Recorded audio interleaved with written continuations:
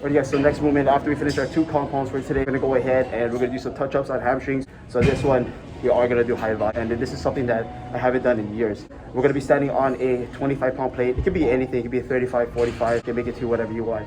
I stand on the 25-pound plate. What we're gonna do is we're gonna work the 3 different foot positionings. So first, we're gonna be heels on the 25-pound plate. Our toes are gonna be touching the ground. We're gonna go ahead and execute that for 10 reps. After that, we're gonna be standing with both feet on the 25-pound plate, 10 reps. And then after that, we're gonna be stepping with the heels off, touching the ground, toes on the 25-pound plate for another 10 reps. You guys will go ahead and see.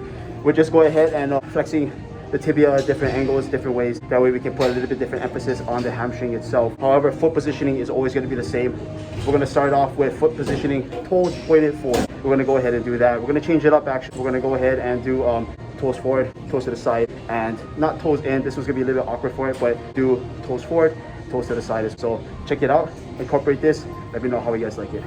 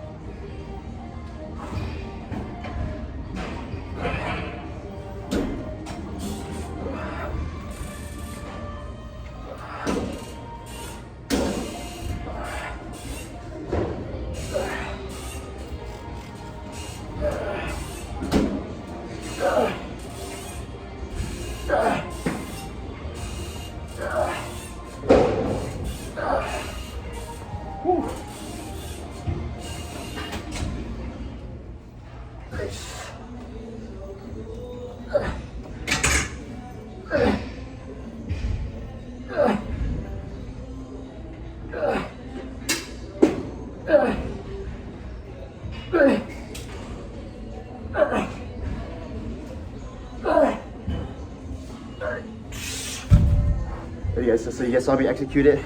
Again, 10 with the heels on the 25-pound plate, toes on the ground, 10 with both feet on the 25-pound plate, and then after that you're gonna go ahead and switch back, heels on the ground, toes on the 25-pound plate. You're gonna hit it for another 10, 10, 10, 10. As you guys saw, you don't need that much weight. Squeeze, drive it through the hamstrings and the glutes. Again, hip flexion is done already. Don't worry about bending anything. You are gonna bend at the hip, but you're not squatting down, you're not bending the knees. Go ahead, utilize your hamstrings and glutes.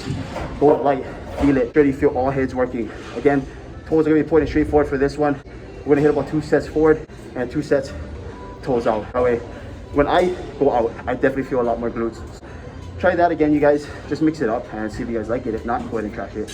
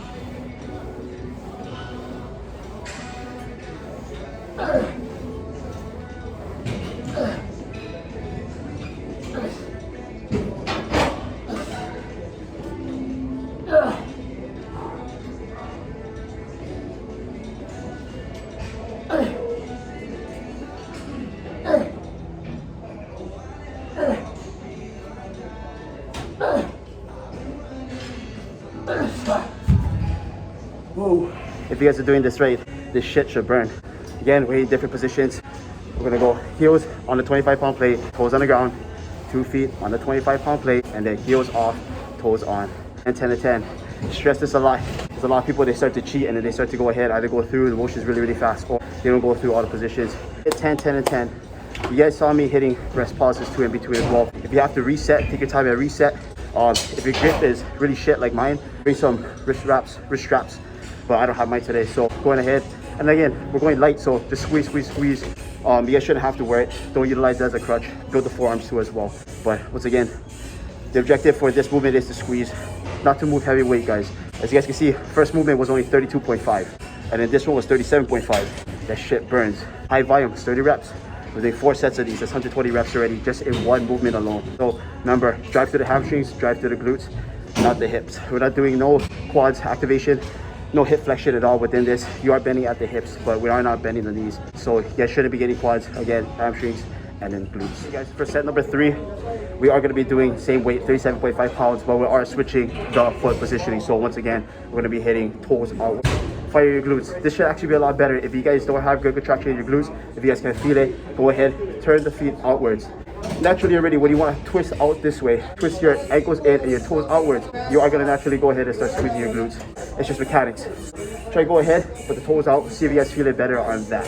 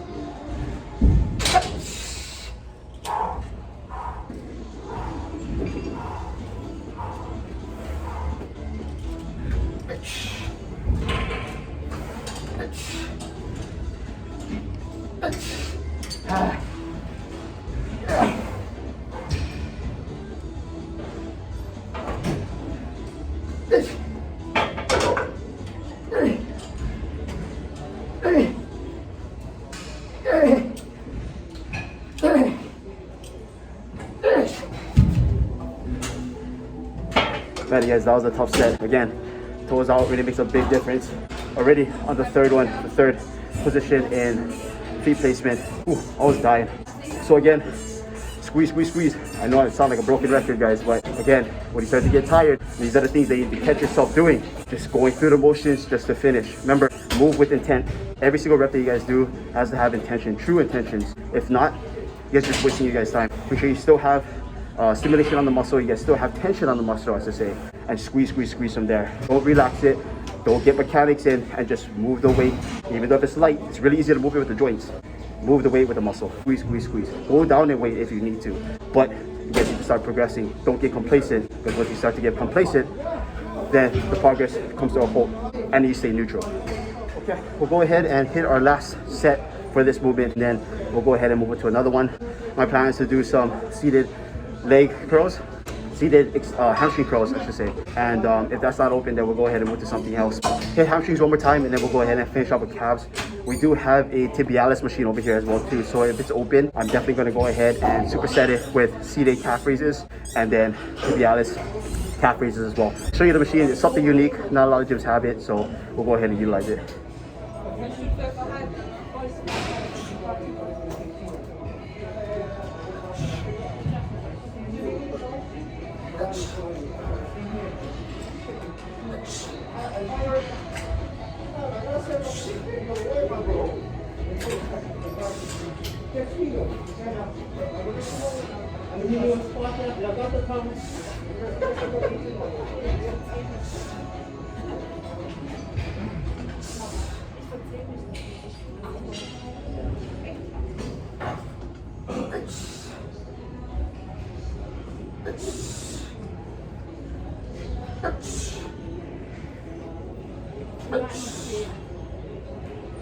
The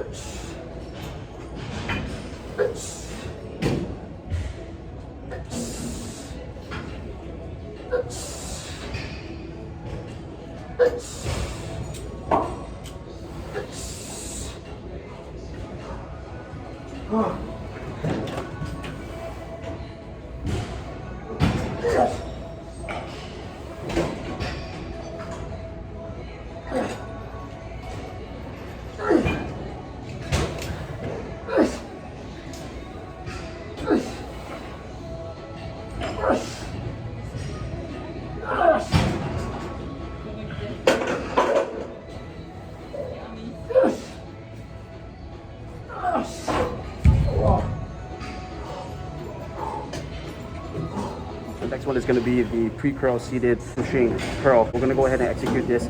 These are all going to be hold at the bottom and then come up slowly as well. Again, we're going to head towards a little more volume. We're going to hit 15, start off really light, squeeze, squeeze, squeeze, nothing heavy. At the end, if we have to, we'll kind of use a little bit of aggression, so we'll give it a little momentum, and then we'll go ahead and finish the reps. But then keep on going up nice and controlled, and then come down, hold at the bottom, come up nice and controlled as well. And if we have to, once again, use a little bit of momentum, use a little bit of rock, but we shouldn't have to do that as well, because we're going to just go ahead. We're starting off at 40 pounds, not that much. By now, you guys' legs should be pretty fatigued, should be tired as well. So not that much weight is needed to go ahead and execute or go ahead and stimulate.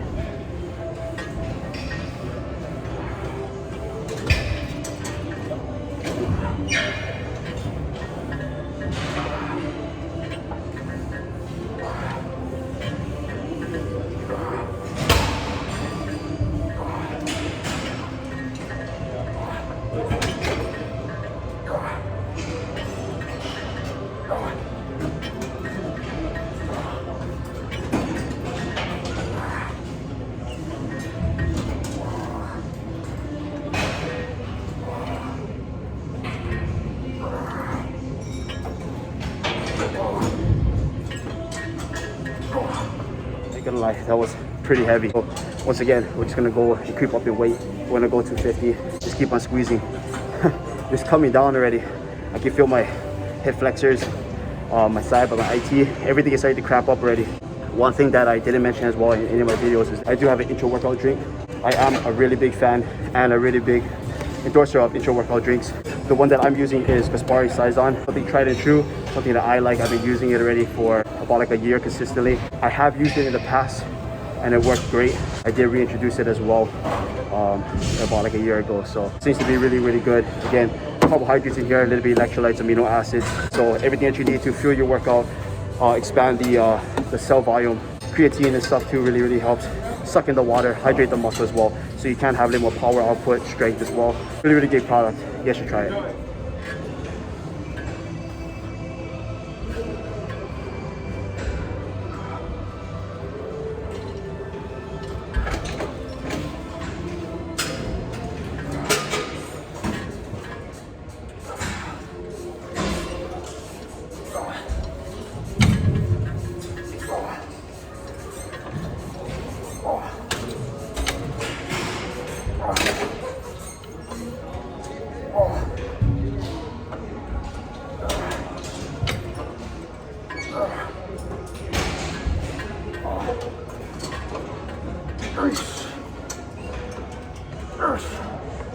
Last step for this, we're going to hit 3 sets of 15 reps. Then we're going to go ahead and move on to a different calf exercise. This is actually going to be the donkey calf press after we hit this last set of seated hamstring curls.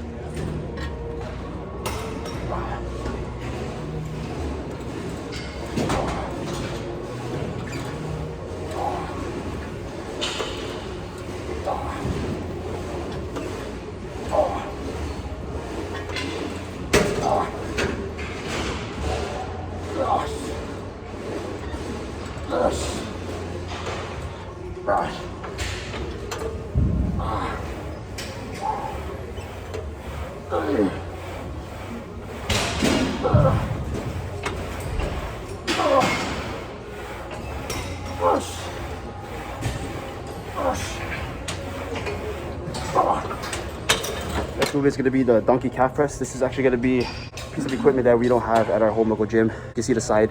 It's made by Icarian. Icarian, pre-curl, pre-core, Nautilus, all those ones. hammer strength as well, the old hammer strengths, flex.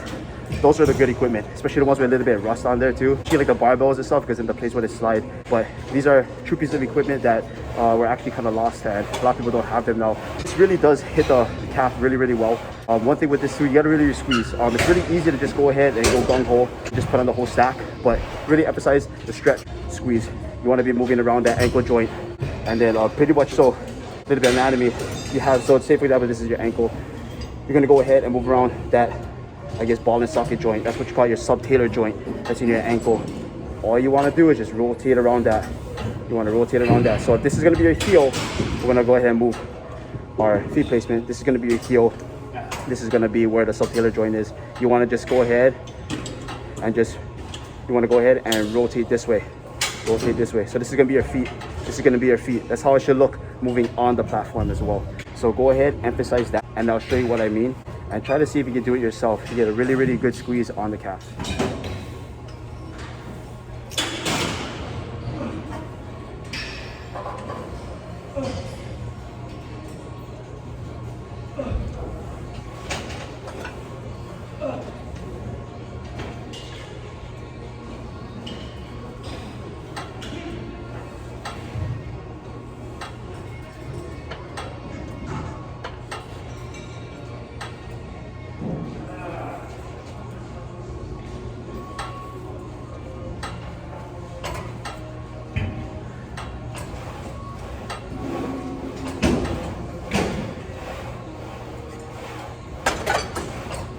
So again, you guys, main emphasis is to move around the ankle joint, not necessarily only push with the feet.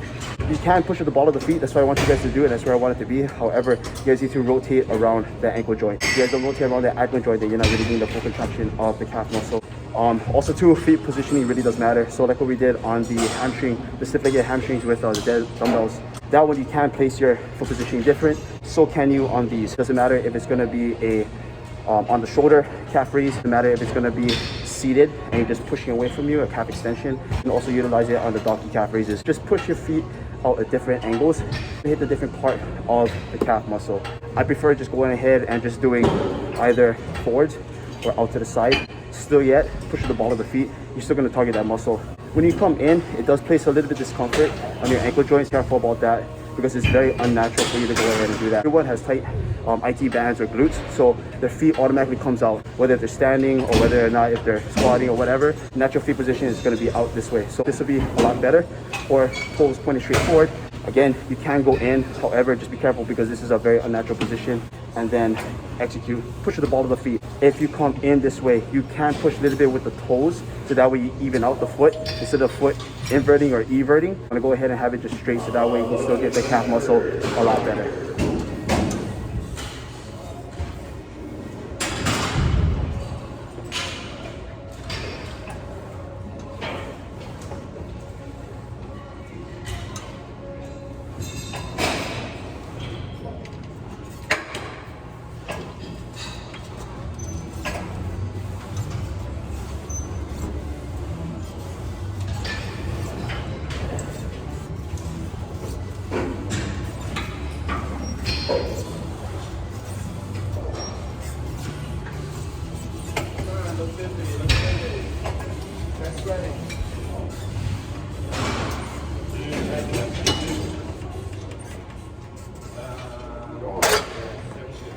For you guys out there who want to go ahead and hit that calf movement a lot better, that last set that you guys just saw, that's what I want you guys to do. You guys saw really pivoting around the ankle joint and then coming back up, pivoting and coming back.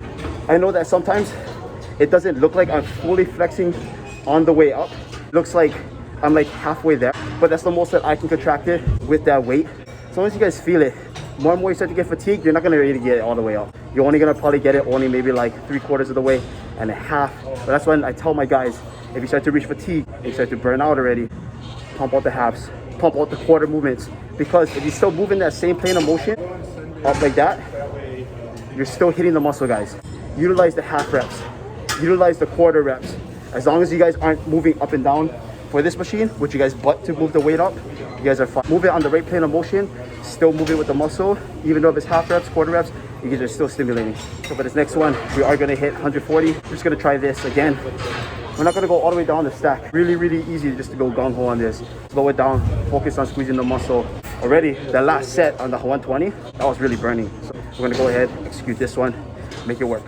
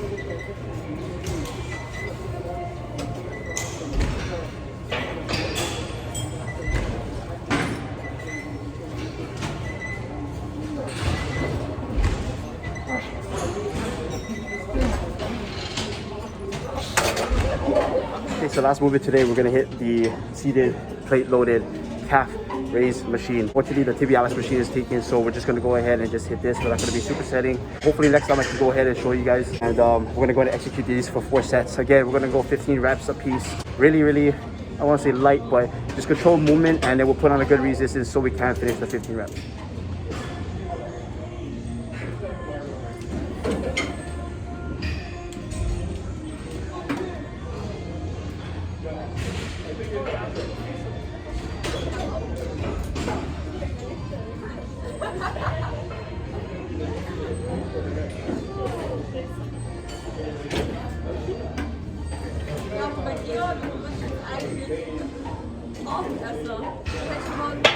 The Tibialis machine just opened up, so we're gonna go ahead and hit a superset with that. I'll show you guys what it looks like, and we're gonna go ahead and execute it too as well.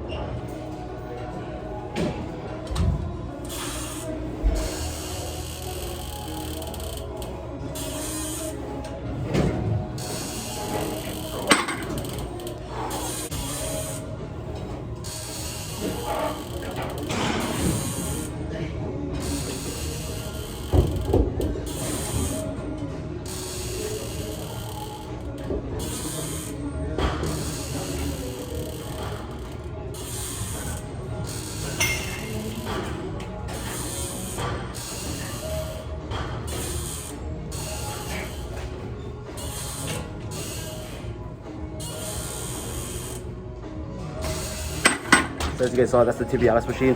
You guys don't really need a lot of weight for this. Again, it's just rotate around that ankle. Rotate around that ankle. You guys saw I only have 5 pounds on each side. Actually, the first time I used it since I came here, like during my college days, which was 2014, I want to say, since 2022. So it's 8 years ago. But it's the first time I'm using it again since then. 5 pounds on each side, that was way more than enough. You guys saw too as well, the eccentric motion. It was really skipping. So again, make sure you focus on that, and make sure you go ahead and squeeze as well as control at the bottom as well. Because remember, the eccentric is the other 100% of the contraction.